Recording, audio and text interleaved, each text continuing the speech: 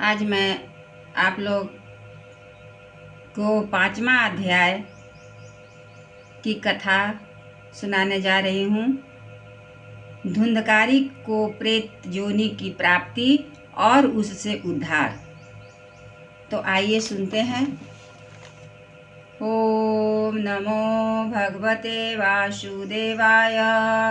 ओम नमो भगवते वासुदेवाय। ओम नमो भगवते वासुदेवाय। ओम नमो भगवते वासुदेवाय।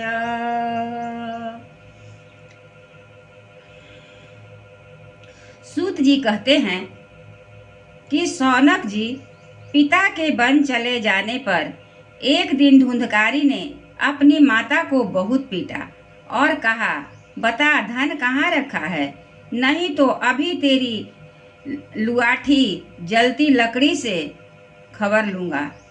उसकी इस धमकी से डरकर और पुत्र के उपद्रवों से दुखी होकर वह रात्रि के समय कुएं में जा गिरी और इसी से उसकी मृत्यु हो गई।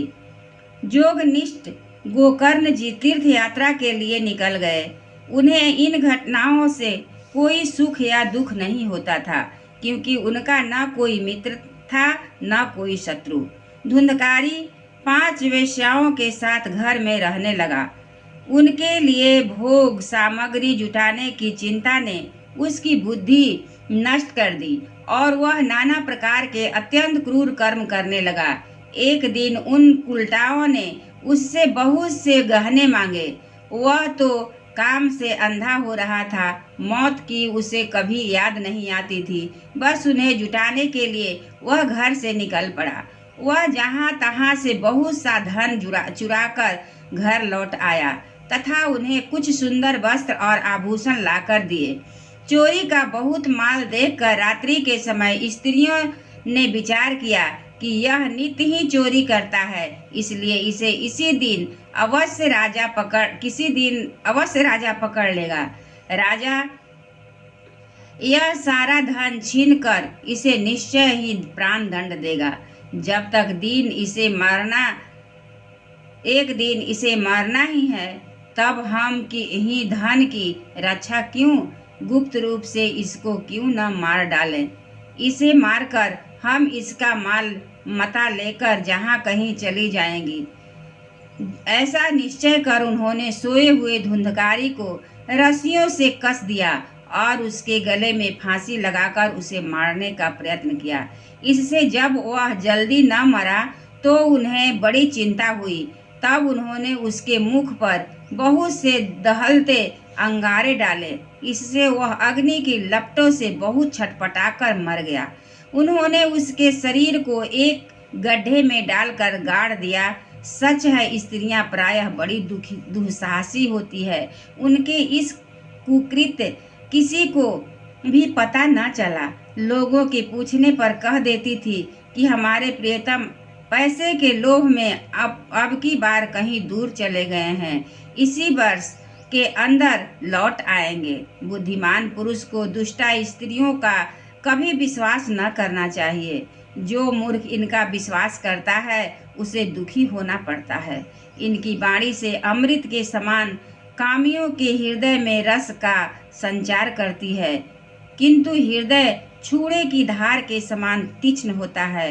भला इन स्त्रियों का कौन प्यारा है। वे कुलटाएं धुंधकारी की सारी संपत्ति समेट कर वहां से चपत हो गई। उनके ऐसे न जाने कितने पति थे और धुंधकारी अपने कुकर्मों के कारण भयंकर प्रेत हुआ। वह बवंडर के रूप में सर्वदा 10 दिशाओं में भटकता रहता था तथा शीत घाम से संतप्त और भूख प्यास से व्याकुल होने के कारण हा दैव चिल्लाता रहता, परंतु उसे कहीं भी कोई आश्रय न मिला।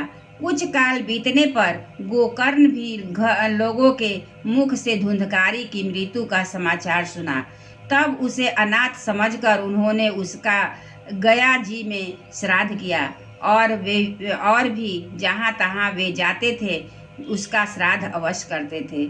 इस प्रकार घूमते घूमते गोकर्ण जी अपने नगरी में आए और रात्रि के समय दूसरी दूसरों की दृष्टि से बचकर सीधे अपने घर के आंगन में सोने के लिए पहुंचे। वहां अपने भाई को सोया देख आधी रात के समय धुंधकारी ने अपना बड़ा विकट रूप दिखाया। वह कभी भेड़ा, कभी हाथी, कभी भैंसा, कभी इंद्र और कभी अग्नि का रूप धारण करता। अंत में वह मनुष्य के आकार में प्रकट हुआ। ये विपरीत अवस्थाएं देखकर गोकर्ण ने निश्चय किया कि यह कोई दुर्गति को प्राप्त हुआ जीव है। तब उन्होंने उससे धैर्य पूर्वक पूछा। गोकर्ण ने कहा, तुम कौन हो? रात्रि के समय ऐसे भयानक रूप क्यों दिखा रहे हो? तेरी यह दशा कैसे हुई? हमें बता तो सही। तू प्रेत है, पिशाच है अथवा कोई राक्षस है? सूत जी कहते हैं, गोकर्ण के इस प्रकार पूछने पर वह बार बार जोर जोर से रोने लगा। उसमें बोलने की शक्ति नहीं थी, इसलिए उसने केवल संकेत मात्र किया। जब गोकर्ण ने अंजलि में जल लेकर उसे अभिमंत्रित करके उस पर छिड़का, इससे उसके पापों का कुछ शमन हुआ और वह इस प्रकार कहने लगा। प्रेत बोला, मैं तुम्हारा भाई हूँ, मेरा नाम है धुंधकारी।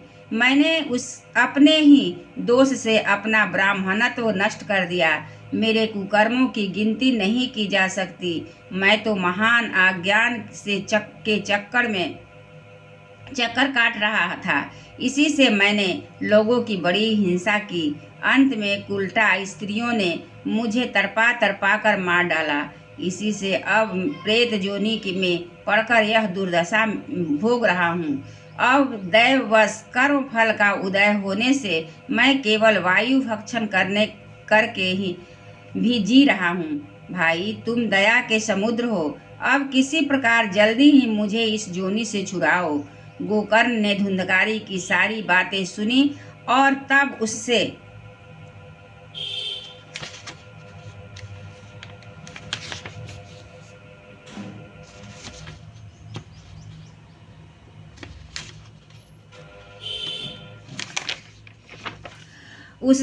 बोले। गोकर्ण ने कहा, भाई, मुझे इस बात का बड़ा आश्चर्य है। मैंने तुम्हारे लिए विधि पूर्वक गया जी में पिंडदान किया, फिर भी तुम प्रेत जोनि से मुक्त नहीं हुए। यदि गया श्राद्ध से भी तुम्हारी मुक्ति नहीं हुई, तब इसका और कोई उपाय ही नहीं है। अच्छा, तुम सब बात खोलकर कहो, मुझे अब क्या करना चाहिए?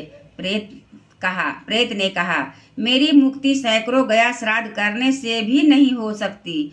अब तो तुम इसका कोई और उपाय सोचो। प्रेत की यह बात सुनकर गोकर्ण को बड़ा आश्चर्य हुआ। वे कहने लगे, यदि सैकड़ों गया श्राद्धों से भी तुम्हारी मुक्ति नहीं हो सकती है, तब तो तुम्हारी मुक्ति असंभव ही है। अच्छा, अभी तो तुम निर्भय होकर अपने स्थान पर रहो। बड़ा वाला गेट खोल गया बा, बड़ा वाला गेट।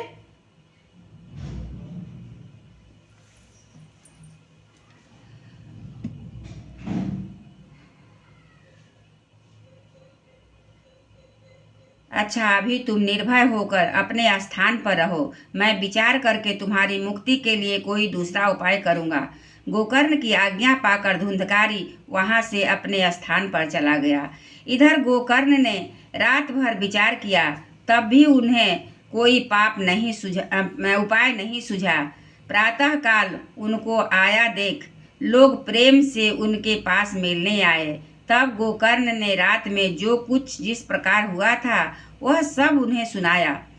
उनमें जो लोग विद्वान, योगनिष्ठ, ज्ञानी और वेदज्ञ थे, उन्होंने भी अनेकों शास्त्रों को उलट पलट कर देखा, तो भी उसकी मुक्ति का कोई उपाय न मिला। तब सबने यही निश्चय किया कि इस विषय में सूर्य नारायण जो आज्ञा करे वही करना चाहिए। अतः गोकर्ण ने अपने तपोबल से सूर्य की गति को रोक दिया। उन्होंने स्तुति की, भगवान, आप सारे संसार के साक्षी हैं। मैं आपको नमस्कार करता हूँ। आप मुझे कृपा करके धुंधकारी की मुक्ति का साधन बतलाइए। गोकर्ण की यह प्रार्थना सुनकर सूर्य देव ने दूर से ही स्पष्ट शब्दों में कहा, श्रीमद्भागवत से मुक्ति हो सकती है। इसलिए तुम उसका सप्ताह पारायण करो। सूर्य का यह धर्ममय वचन वहाँ सभी ने सुना। तब सबने यही कहा कि प्रयत्न पूर्वक यही करो। करो है भी यह साधन बहुत सरल। अतः गोकर्ण जी भी तदनुसार निश्चय करके कथा सुनाने के लिए तैयार हो गए।